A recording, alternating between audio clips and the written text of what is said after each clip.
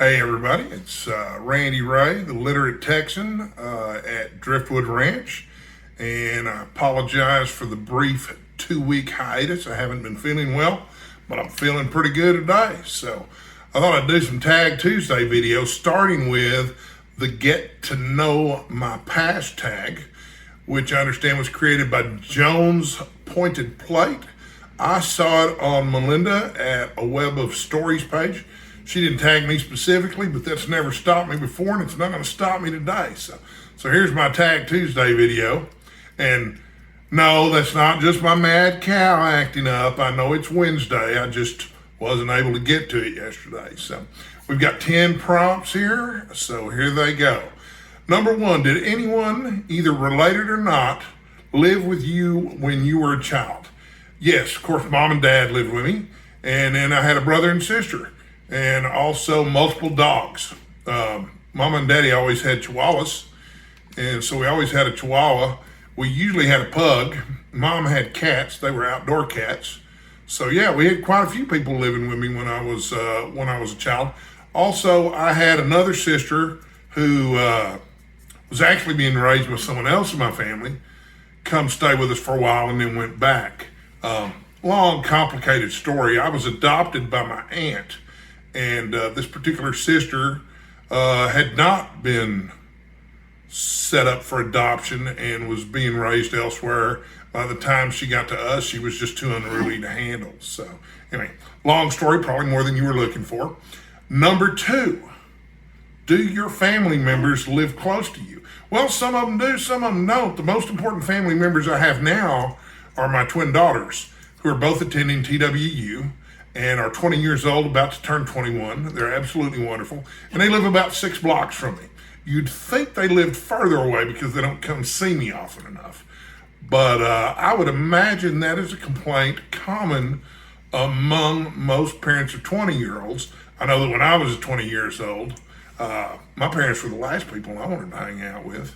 Now, what I wouldn't give for an opportunity to hang out with my mom and dad again, they're both gone now.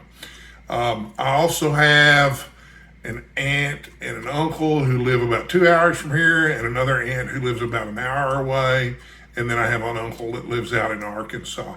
And I got a whole mess of relatives that I don't really know very well, living in various places around the country. And I even have a brother living in France right now. Number 3, did your family have any special traditions? My mom loved Christmas, and Daddy did too, but it was a really big deal for my mom. And so we sent out Christmas cards every year, and she decorated extensively for both Halloween and Christmas, but especially for Christmas. And at Daddy's funeral, which was only 3 years ago, their best friends came over and were telling me that every single year, the birthday card from my parents was the first birthday card. No, not birthday card, Christmas card. So yeah, the Christmas card from my parents was always the first Christmas card they got every single season. My dad always cooked Thanksgiving and Christmas meals.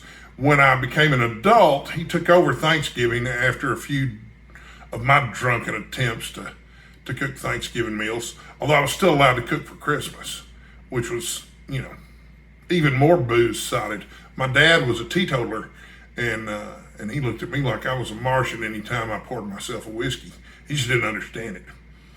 So yeah, special traditions beyond that. I don't know if it's a tradition or not, but my dad took me fishing 3 or 4 times a week when I was growing up. I told one of my daughters that when she was very young, and she said, "Wow, you had a good dad." She gives me a hard time and has been since she was little. Number 4, what was a family favorite meal growing up? I lived 2 or 3 blocks from my grandmother, and of course she was family, and she was my dad's mom, and she was wonderful, lovely woman. My mom liked to stay up all night reading, and she wanted us kids to stay quiet early in the morning, which was hard for me to do, as you can imagine, because I'm a little bit of a talker, and if you woke her, she would not go back to bed, nor go back to sleep.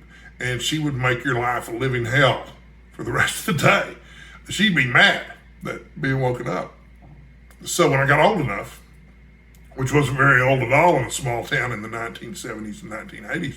I would just get up in the morning and walk over to my grandmother's house, and she'd make me these huge plate-sized pancakes. So for me, that was a family favorite meal. Other family favorite dishes, chicken and dumplings was a big deal growing up. I always really enjoyed that. Mom would make cabbage soup, which to her was a family favorite meal. I never cared for it, but I liked the peanut butter and jelly sandwiches she would serve alongside it. I did like my mom's split pea soup. That was delicious. I'm trying to think. My mom had a recipe for a cheesy spaghetti sauce that she would make for me because I was quote unquote allergic to tomatoes. And so I couldn't have spaghetti with tomato sauce. As I grew up, I started eating tomatoes again. I didn't really have too big a problem with them. So, but yeah, my mom's spaghetti was something she made up for me. And it was white trash food at its finest, let me tell you. Number 5, did you have special traditions associated with your favorite meals? You know, when my kids were little and we were celebrating Thanksgiving around the house, my dad and my uncle would always say grace. So I guess that was kind of a tradition. And then, at Christmas time, we would usually gather at my grandmother's house as a child anyway. We would gather at my grandmother's house for Christmas, which was really amazing because it was a tiny house, a little 2-bedroom house. And I don't know how she managed to put on a feed for 16, 17, 18 people with that tiny little kitchen. And, hardly any places to sit over there too, but we managed to make it, so. Number 6, where did you meet your spouse or partner? I don't currently have a spouse or partner, but I was married for 15 years and I met her at work. I met a lot of girlfriends at work. I meet a lot of girlfriends in a lot of places still, but there's no one particularly, that I'm serious with right now, ladies. Number 7, what was your first house or apartment like when you moved out of your childhood home? In 1988, I moved to the University of North Texas and lived in a dorm called Kendall Hall, which was an all-male dorm, really small. There were only 3 wings there. It was only 3 stories. And we had shared bathrooms down the hall, although we did have a sink in our room. But it was also not air conditioned, which is hard to imagine now in the Texas heat because, we'd usually move in around August 15th, August 22nd, something like that. And, the first 2-3 weeks there were pretty miserable. It was hot. In fact, the nickname for my dorm was the Sweat Box. And since it was an all-male dorm, we had a little sisters organization at the all-female dorm, which was Maple Hall then, and they were called the Sweat Hearts. And our big formal every year was called the Sweat Heart Ball. Anyway, I lived there until they closed it down. Just the last 2 years that they were open, it was a really special place. And then, wide variety of places after that, obviously. Number 8, did your family take trips or go on vacation to a certain destination? Not so much. We had a trailer out at Lake Bonham, which was north of town, and we would spend weekends out there. But we didn't do a lot of traveling when I was growing up. My mom was a little bit of an agoraphobe, so she was kind of a shut-in for part or most of my life. But no, we didn't really take vacations when I was a kid. Now, since then, I worked in the travel industry for 10 years for Hotels.com. And I've traveled all over the country at this point, so it's been a lot of fun. Number 9, are you still friends with any of your childhood friends? Yeah, I have friends that I've been friends with since second grade. Some of them very close friends that I talk to all the time. I'm also still friends with some of my college buddies. In fact, I think one of them's coming over to visit on Friday night. He was my roommate in college, and we've been close friends ever since. Number 10, do any events stand out to you that you experienced as a child? Well, okay, yeah, there's a few events that stand out for me as a child.